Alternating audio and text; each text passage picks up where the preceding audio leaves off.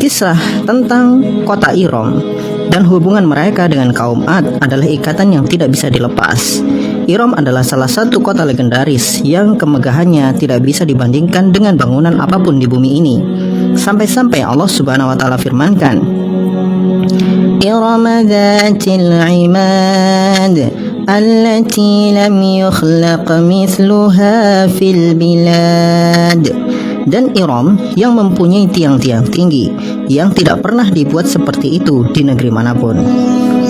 Hebat sekali Iram ini, bahkan dicap oleh Allah Subhanahu wa taala tidak pernah dibuat seperti itu di negeri manapun. Artinya, bahkan kemegahan Burj Khalifa sekalipun tidak sebanding jika dibandingkan dengan Iram. Iram dibangun oleh Shaddad bin Ad bin Aus bin Aram bin Syam bin Nuh alaihissalam. Dulu Ad, ayahnya Shaddad, adalah raja yang hebat, tetapi sayang dia penyembah bulan. Kerajaan yang dia bangun berada di daerah Ahqaf, yaitu daerah Aden, Yaman. Dulu mereka adalah peradaban paling modern dengan manusia-manusia berotak cerdas dan berfisik layaknya manusia super. Mereka memahat batu-batu dan memindahkan batu-batu besar dari satu tempat ke tempat yang lain dengan alat-alat modern di masa itu. Yang mungkin rancangan-rancangan alat-alat yang pernah mereka buat tidak akan bisa dibuat oleh manusia hari ini. Dikisahkan bahwa Ad berumur 1200 tahun. Ketika ia mati, ia digantikan anaknya Syadid. Syadid memegang kekuasaan selama 580 tahun. Kemudian dia digantikan adiknya Shaddad. Shaddad kemudian menguasai dunia dengan ketamakan dan kezaliman. Dia termasuk pemimpin yang menuhankan dirinya sendiri.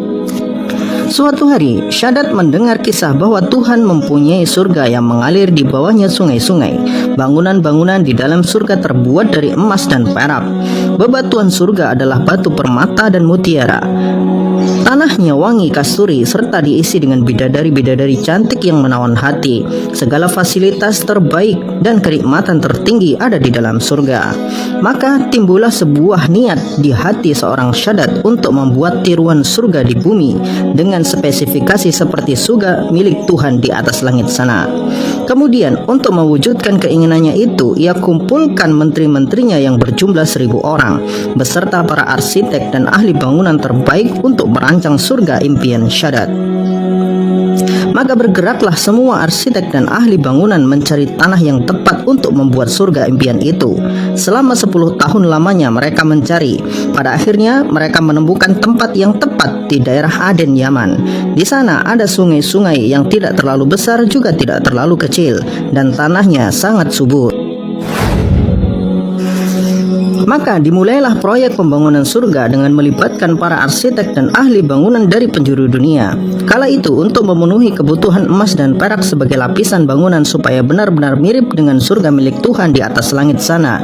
Maka Shaddad memerintahkan prajuritnya untuk mengumpulkan semua emas dan perak serta batu-batu permata dan mutiara dari setiap orang yang ada di bumi ini. Siapapun yang melawan harus dibunuh. Inilah obsesi paling gila yang pernah dimiliki oleh manusia. Pada akhirnya kota surga itu selesai dikerjakan dan hampir memakan waktu 1 abad lamanya. Bangunan yang terbuat dari batu berlapis emas dan perak berjejer-jejer di kota itu. Sungai-sungai yang diatur sedemikian rupa sehingga sangat indah dihiasi dengan bunga-bunga berwarna-warni.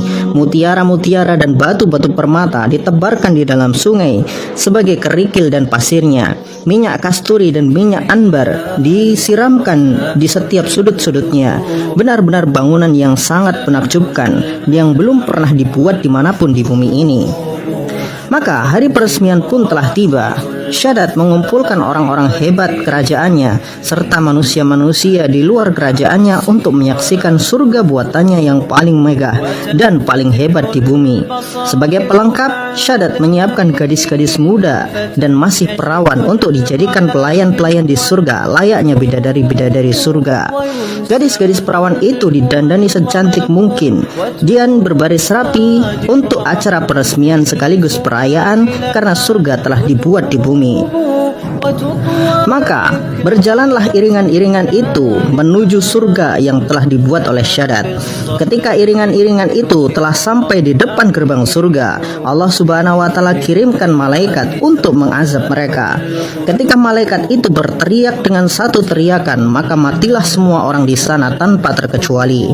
Kemudian Allah Subhanahu wa taala kirimkan badai pasir untuk membenamkan mereka semua serta bangunan itu di dalam tanah. Maka berakhirlah sudah kesombongan seorang Syaddad bin Ad. Pada akhirnya usaha seumur hidupnya untuk membuat surga, menyaingi surga milik Tuhan, hancur hanya dalam hitungan jam. Wallahu a'lam bishawab. Tapi nanti dulu, agar supaya manusia-manusia berotak sungsang tidak bilang ini adalah dongeng, kita sampaikan bahwa kota Iram ini telah ditemukan dan penemuan ini berkat petunjuk dari Al-Quran. Di dalam Al-Quran, kota Iram, tempat di mana kaum Ad tinggal di daerah Ahqaf. Kata Ahqaf sendiri ternyata bukan nama satu tempat, tetapi penyebutan suatu daerah yang berarti daerah berpasir miring.